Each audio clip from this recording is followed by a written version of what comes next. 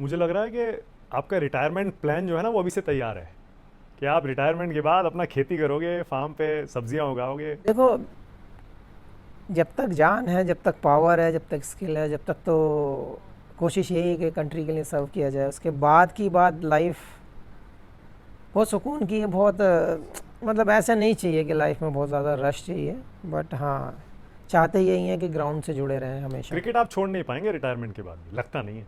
देखो क्रिकेट, देखो शायद कोचिंग, कमेंट्री कुछ तो आप करोगे। ऑप्शन तो बहुत खुल गए हैं आज की डेट में अगर देखा जाए तो।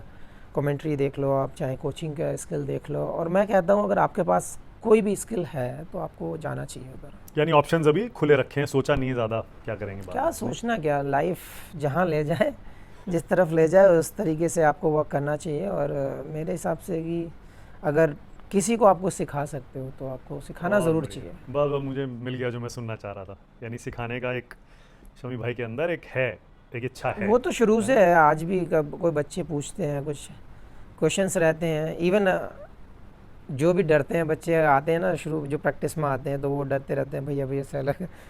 मैंने यार कुछ पूछना है तो पूछ लेना, मैं कुछ नहीं कहने वाला हूँ आप लोगों को। इंजरी कैसी है अब? टचवुड, अल्लाह का करम है, सब ठीक है। बेहतर रहा है लास्ट के 2 महीने जो ट्रेनिंग की, जो वेट लूज़ भी किया, स्किल भी बढ़ाया, लोड भी बढ़ाया है। अब देखते हैं उसका रिज़ल्ट कैसा मिलता है मैच में। मेरा फोकस तो हमेशा रिदम पे रहेगा कि हाँ मुझे वो रिदम चाहिए, और कोशिश भी वही है, प्रैक्टिस भी उसी तरीके से की है। लंबे स्पेल्स डाले हैं, बैटिंग भी की है, फील्डिंग भी की है, जिम बहुत ज़्यादा मतलब रहा है इस हाँ, बीच रील में। देखी हमने आपकी बहुत।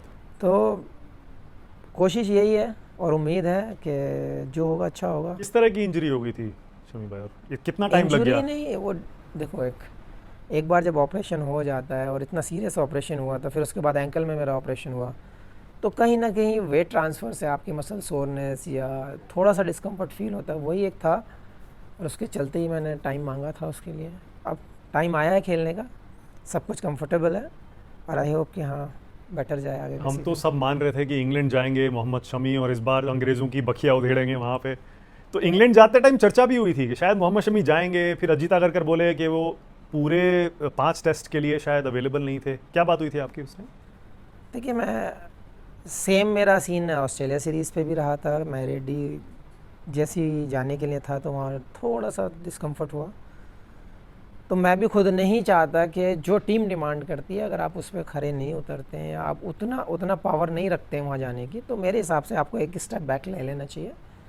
उसमें कोई दो राय नहीं है, उसमें कोई हर्ज नहीं है, उसमें कोई कंप्लेन नहीं है। अगर आप फील कंफर्टेबल नहीं हो रही है आपकी, तो मुझे लगता है कि आपको एक स्टेप पीछे रहना चाहिए, उसको स्ट्रॉन्ग करना चाहिए, फिर आगे बढ़ना चाहिए। तो स्पोर्ट्समैन में क्या करते हैं लोग कि जब कोई भी स्पोर्ट्स को ले लो आप, कि हम ओवर पुश कर जाते हैं, और उसके चलते हमें बड़ी पेनल्टी भुगतनी पड़ती है उसके कारण।